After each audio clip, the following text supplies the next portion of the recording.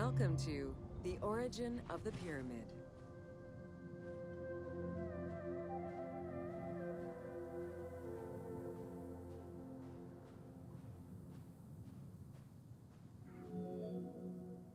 The origin of the word pyramid is controversial. Most believe that it originates with the Greek word pyramis, which referred to a bread of conical shape. Life and death in ancient Egypt were modeled on the cycle of the sun.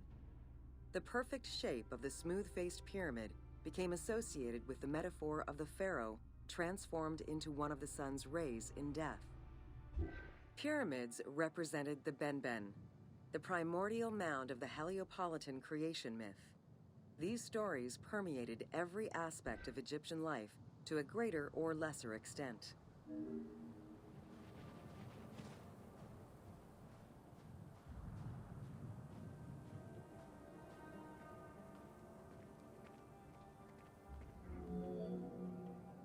During the pre-dynastic period, the development of funerary practices was different depending on whether one was located in Lower Egypt or Upper Egypt.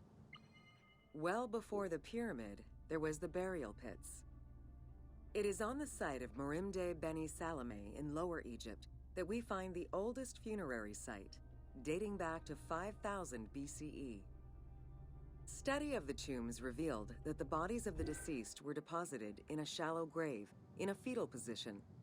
Though a few objects were recovered from these graves, they offered no insight as to the social class of those interred within.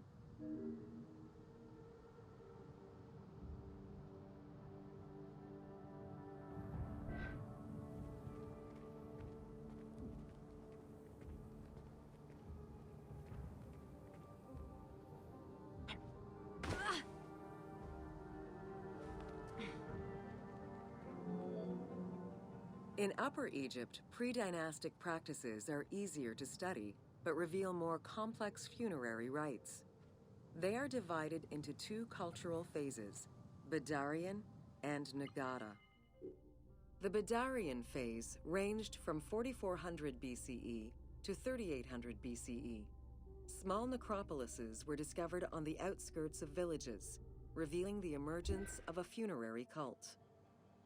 The bodies of the deceased were lowered into an oval grave and covered with goat or gazelle skins. Items needed in everyday life were added alongside the body.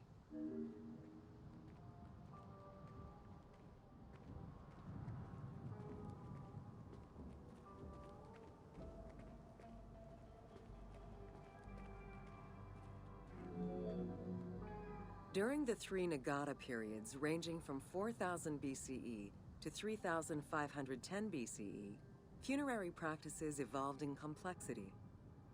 The shape of tombs changed from oval to rectangular, mimicking the homes of the living. The size of the burials increased and funerary items became more stylized and numerous. Tombs gained complexity with masonry, wooden veneers, or raw bricks added to strengthen the structures. In time, socially stratified necropolises emerged. For example, in Hierakonpolis, the elite and commoners had separate necropolises.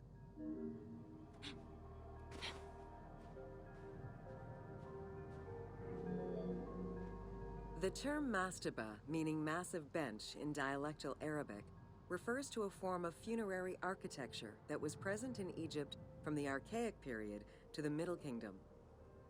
An evolution of the burial pit, mastabas were generally composed of two parts. A structure was built above the ground in the form of a massive rectangle with stepped walls, and a subterranean burial chamber was located underneath.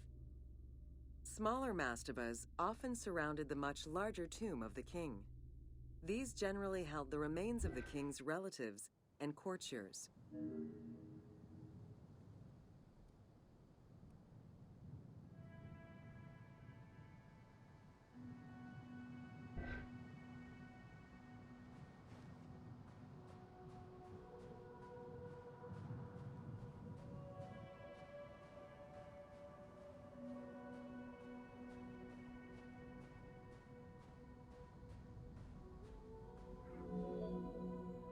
The arrangement of the substructure of the mastaba evolved during the course of the Old Kingdom.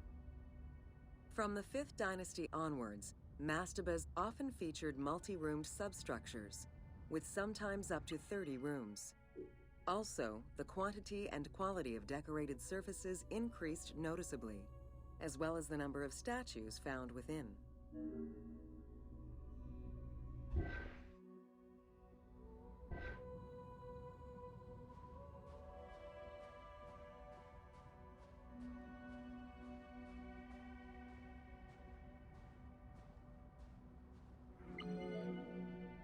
The 6th dynasty would see art used to its utmost.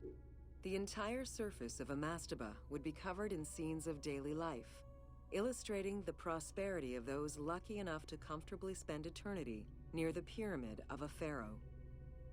The best example of this type of mastaba is the tomb of Meroruka in Saqqara.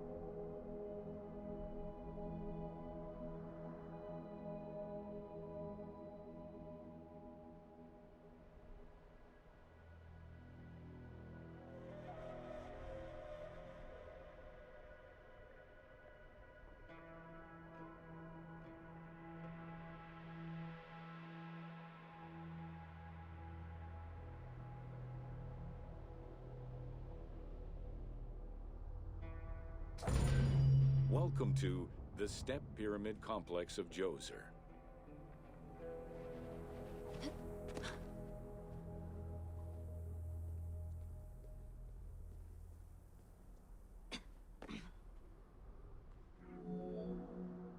The Step Pyramid is at the center of an enclosed complex, comprised of temples, models of palaces, and artificial constructions, all built for the afterlife of Pharaoh Djoser.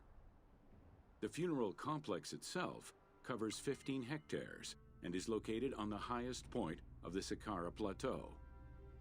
It's clear from the elaborate detail and scale of the complex that this was a technological marvel of its time.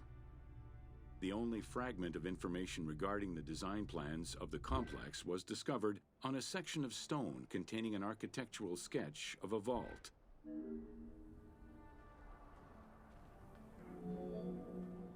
The Step Pyramid is the first monument built of stone. Standing at 60 meters high, it was the tallest of its time.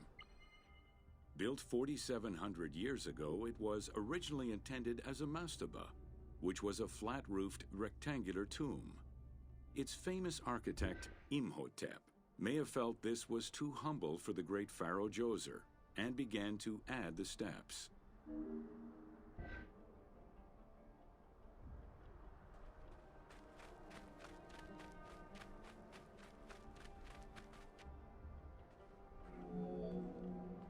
The Step Pyramid complex is enclosed within a 1,600-meter-long wall that is 10 meters high. This large wall was made out of white limestone and oriented along the north-south axis.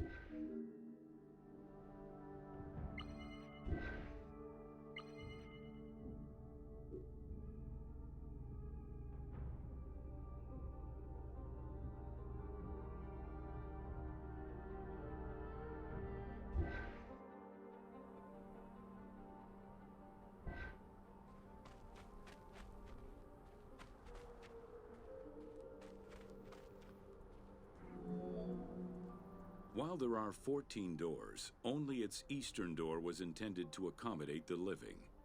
The remaining false doors were built as portals for the king's ka to pass through.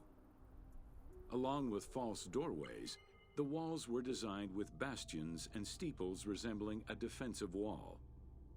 The positioning of these design elements suggest that they were related to the Hebset festival.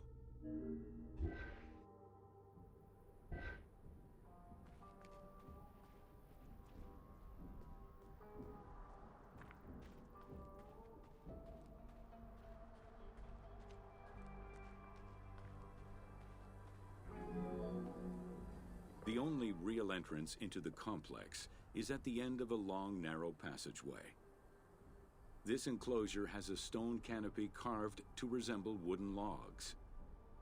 At the end of the passage is a large opening. Meant to resemble a doorway, it has carved doors and hinges that are permanently open and immovable.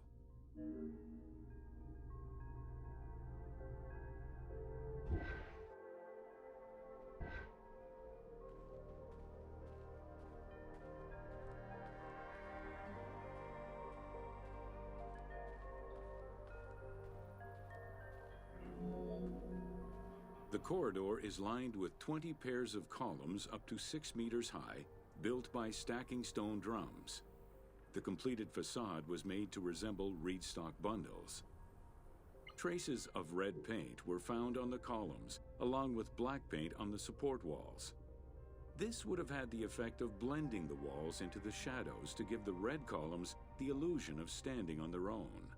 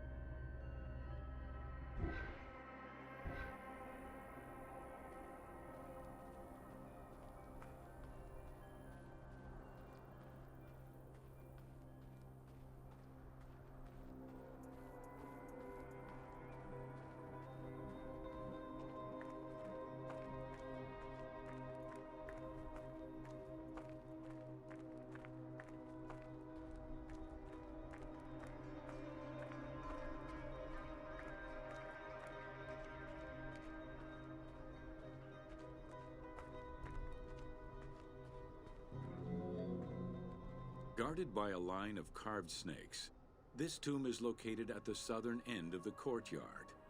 The burial chamber is beneath it, down a 30-meter deep shaft. The low-ceilinged chamber resembles a mastaba and is relatively intact compared to the later burial chamber. The tomb is made of pink granite, though there is evidence it was once polished limestone. Too small for a body, it is possible that the tomb was intended for the king's ka, or to hold the canopic jars containing the king's organs. Later traditions in burials would have the canopic jars in the same chamber as the body.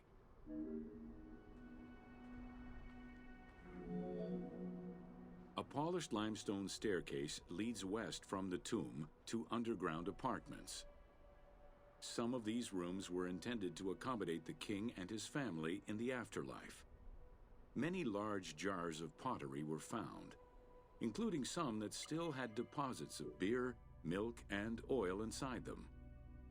The false doorways are decorated with reliefs of the king taking part in rituals. In these reliefs, he is seen carrying agricultural tools, running, and performing a ritual for the reanimation of the deceased. The architect Imhotep chose stone as a building material in order for the complex to last. Following the completion of the initial mastaba, Imhotep devised a burial of more ambitious dimensions. He set about stacking mastabas on top of each other.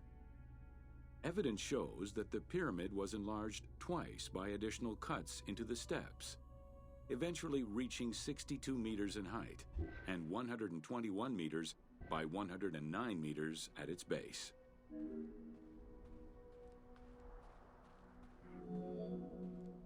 A staircase allowing the pharaoh to enter the divine world was represented by a tiered pyramid, oblong in shape, completely enveloping the original mastaba.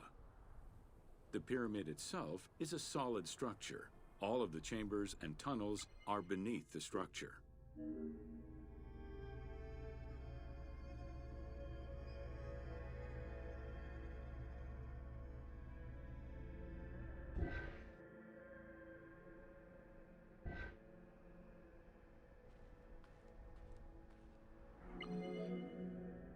Pharaoh Djoser the Sacred was the founder of the Third Dynasty.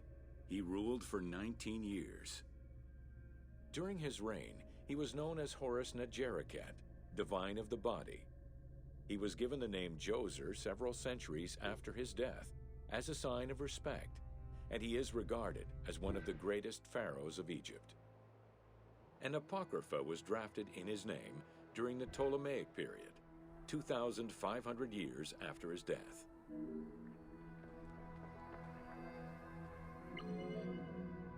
Djoser was associated with the sky god Horus in his human form. A plinth near the step pyramid is inscribed with his name and associated with Horus.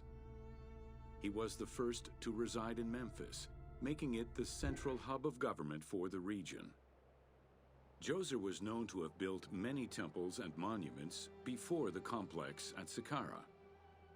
The funerary complex was the first of its kind and would mark Djoser's greatest architectural achievement.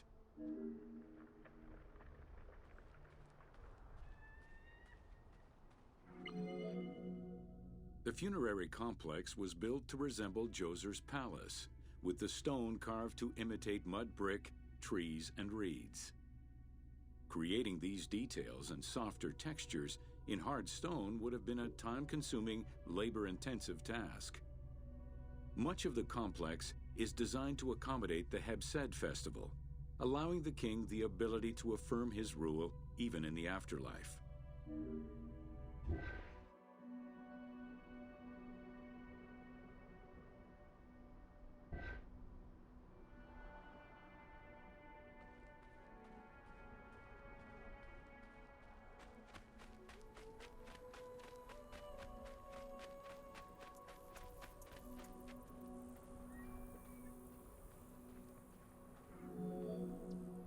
In the corner is a temple referred to as T. This temple is among the most mysterious structures in the complex. Its outer facade is plain, while inside it is decorated with intricate jed pillars and carvings.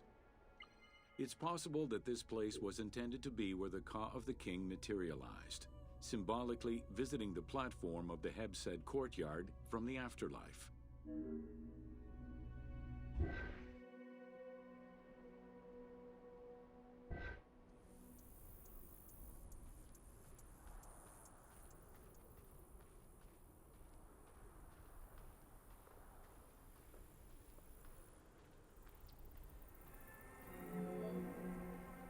The Hebsed festival enabled the pharaoh to maintain universal order and renew godly powers.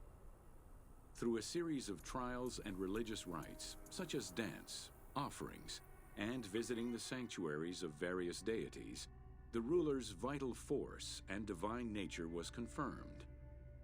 The celebration was meant to represent the ruler's jubilee and would take place every 30 years, though the deadline was not always followed. The earliest known ritual dates from the First Dynasty.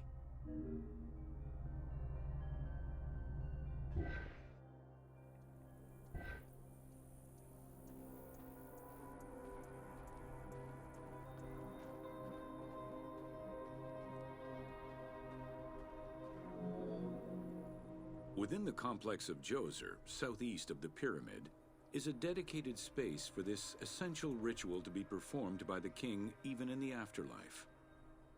The Hebsed courtyard is lined with false chapels and equipped with a platform featuring two staircases meant to represent Upper and Lower Egypt.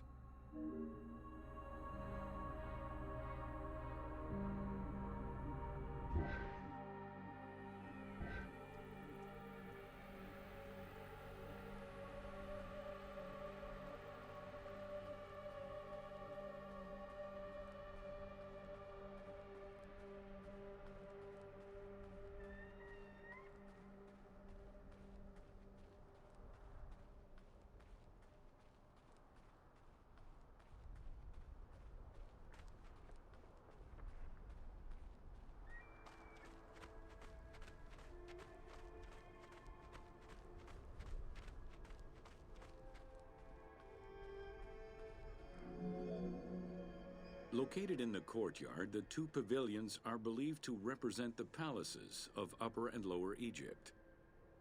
Rectangular in shape, the two replica structures face one another.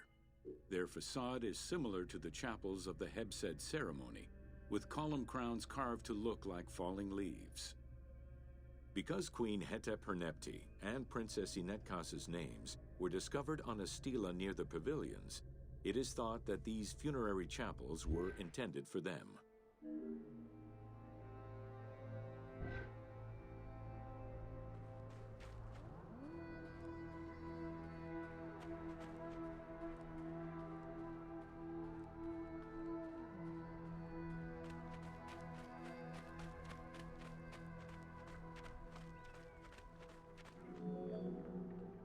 The funerary temple is on the north side of the complex, facing the stars where the deceased ruler was believed to travel after death. Within this temple was the pharaoh's serdab, or cellar. It is a small, enclosed space with one wall sloped to match the first step of the pyramid.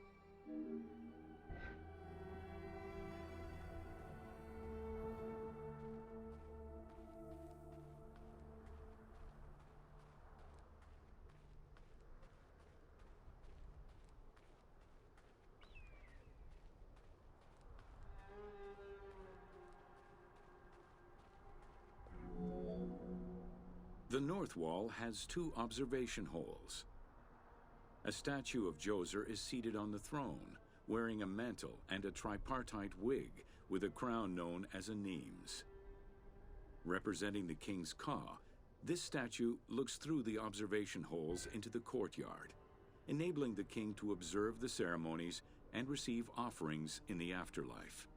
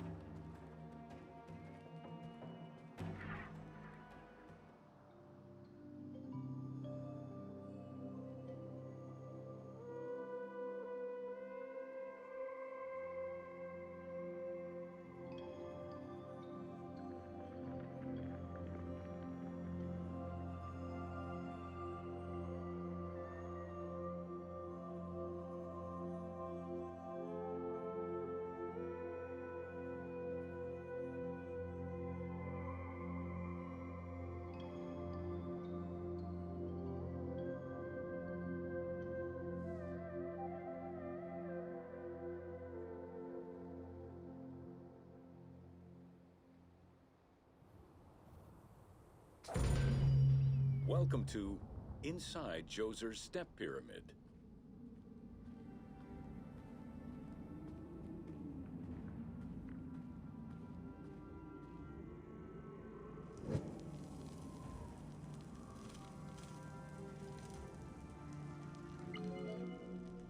The architect of the Step Pyramid, Imhotep, was a man of great importance to Pharaoh Djoser and ancient Egyptians in general. The base of a statue of Djoser, discovered in 1926, celebrates Imhotep as a carpenter, sculptor, stonemaker, and chief of the seers. Little is known of Imhotep's day-to-day life. While he is credited for writing medical texts, it is for his role of architect that he is most famously known.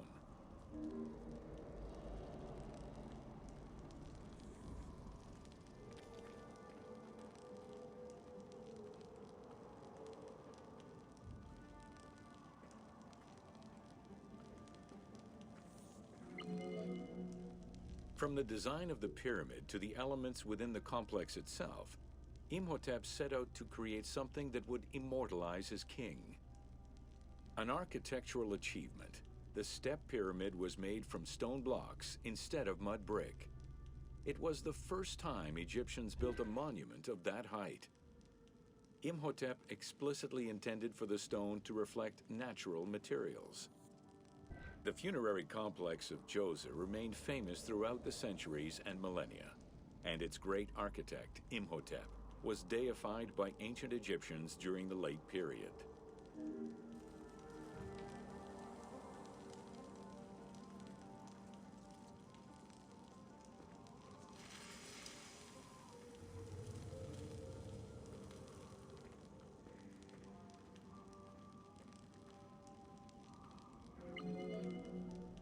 In addition to the central subterranean palace built for Djoser, 11 wells were dug. Each went to a depth of 33 meters and connected with a horizontal gallery extending for about 20 meters. The first 5 galleries were intended for members of the royal family.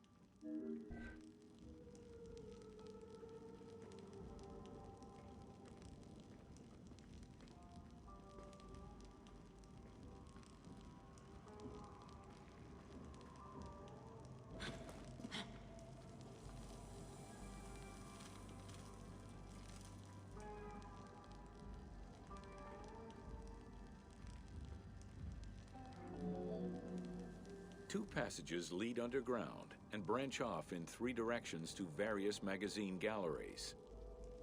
This vast underground space accommodated sections for storage and ceremonial offerings. One of the tunnels, starting on the east side of the pyramid, contained 40,000 stone vessels, many of them belonging to the king's ancestors.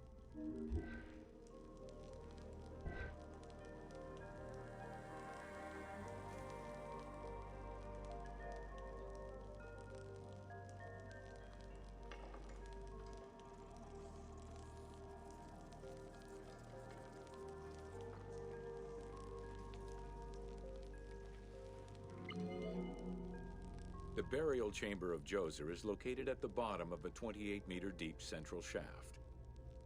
According to Egyptologist Jean-Philippe Lauer, the chamber was originally made from polished blocks of limestone, while its ceiling was decorated in 5-pointed stars. At some point, however, the limestone blocks were replaced entirely by pink granite blocks, leaving behind only fragments of limestone blocks decorated with stars.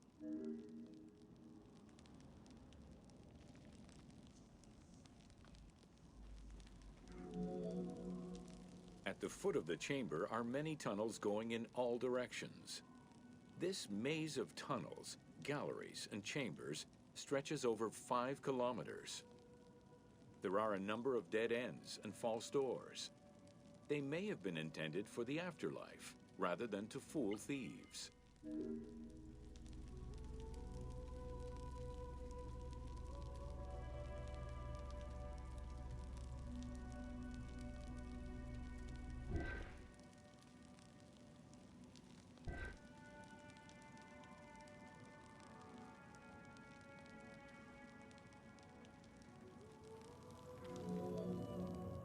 Unlike the Great Pyramid of Giza, or Menkaure, the Pyramid of Djoser does not have any extra openings dug out by thieves. There was no need for them. Because of the easy access into the tunnels and along the corridors, thieves had little trouble clearing out the temples once inside. It is unknown when the mummy of Djoser was stolen. All that remained was a left foot, found by French Egyptologist Jean-Philippe Lauer in 1934. This architect, who devoted his whole life to meticulously exploring the complex, believed it belonged to Djoser.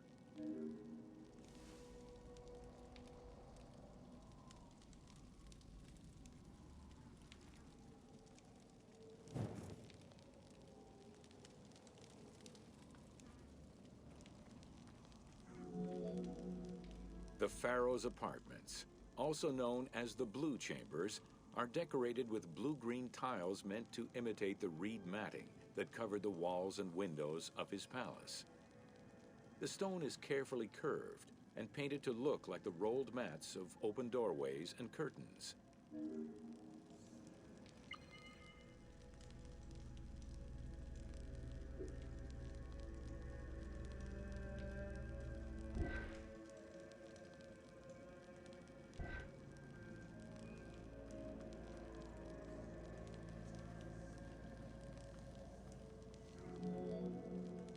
There are two long rooms running side by side along a north-south axis. The south room has false doors separated by stone panels, while the north room is a corridor which allows access to side chambers. Nearby chambers originally housed the pharaoh's treasures.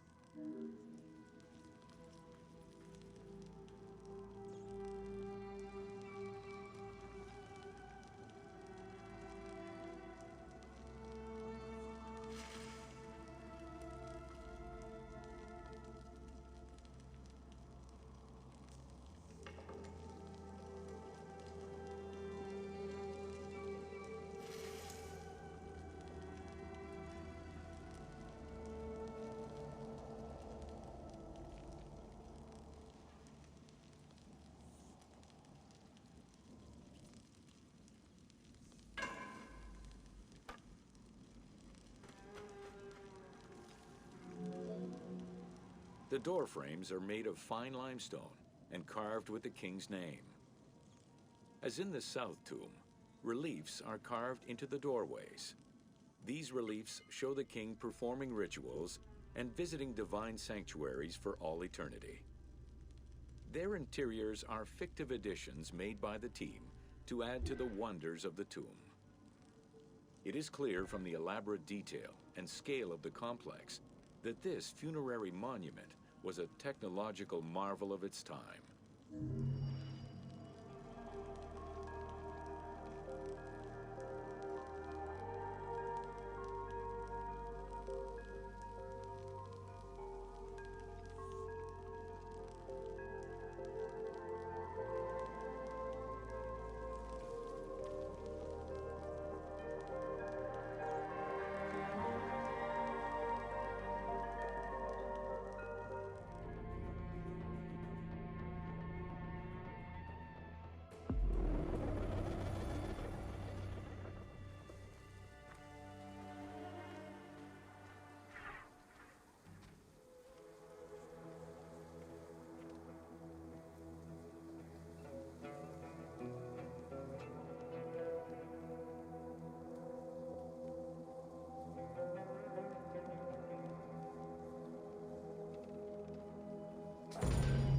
Welcome to Sneferu's first pyramid.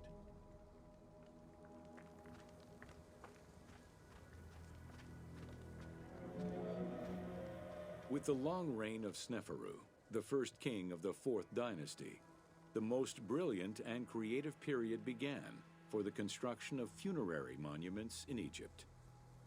Funerary monument design moved from the step pyramid to the smooth-faced pyramid, testament to the evolution of the practices of construction. The first attempt at this design was the Pyramid of Meidum.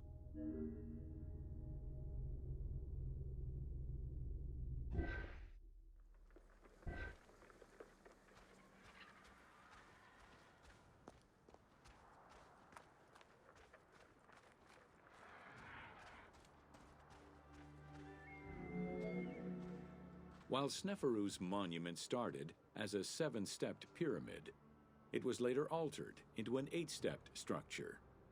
The final phase of construction saw the steps filled out and an outer casing applied to achieve a smooth surface.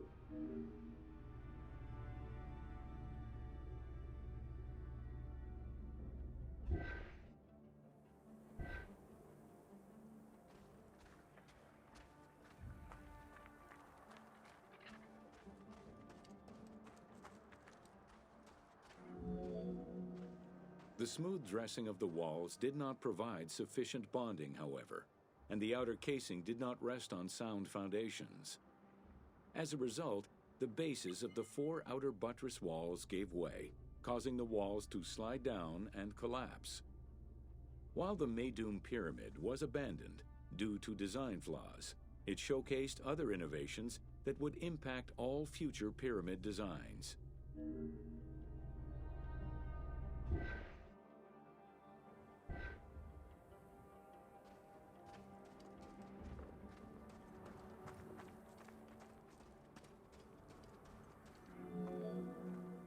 As well as the smooth sides, it was the first time a ceremonial pavement was built, leading from the valley to the temple of the pyramid. Another innovation was that of the funerary chamber, which was no longer at the bottom of a well, but rather above ground level. This change signaled the beginning of the three-bedroom system.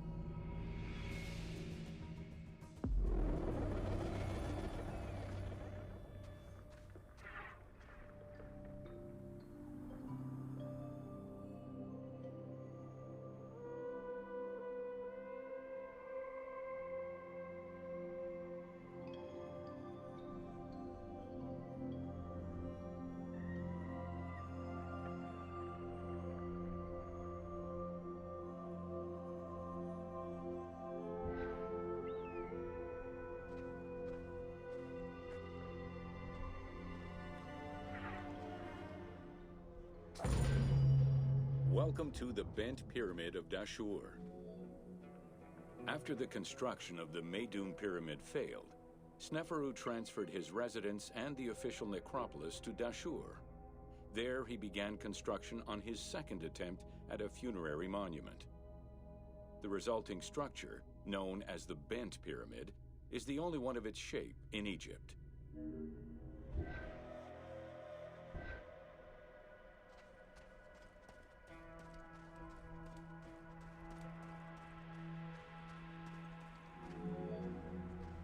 Though the pyramid also proved unstable and was abandoned, it marked a technical and architectural breakthrough. Heralding an important design transition, the Bent Pyramid displays a shift from the step pyramid to a functional smooth-sided pyramid.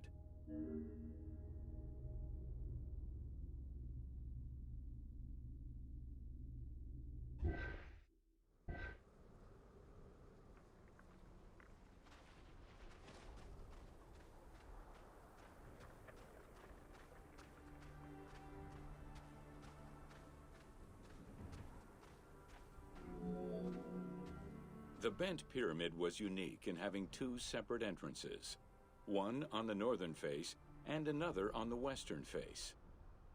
The chamber of this pyramid was too small for a human burial. It was probably meant for the burial of a statue designated to house the Ka, the vital spirit of the deceased king.